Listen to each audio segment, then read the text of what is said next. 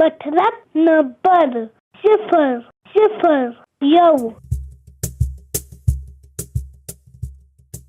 دوې بوزې.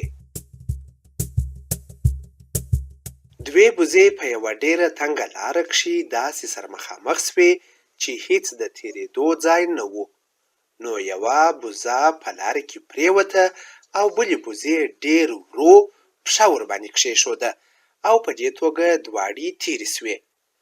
په بل ځای کښې دوې نورې بوزې د یوه لوړ او تنګ پله د پاسه سره مخامخ سوې.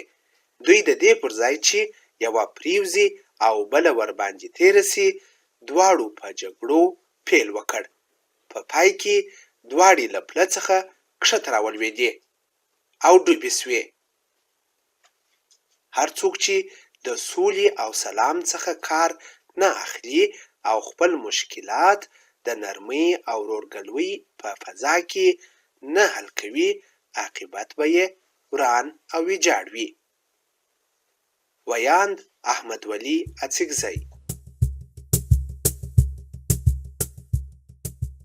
کسی لاله پاته زه لاخلم کالته بوار سمنه وږي که سمنه مغوي که نور نقلونه خالي نو کوچنی ټکي کام که ولاړ سي د خدای که امان.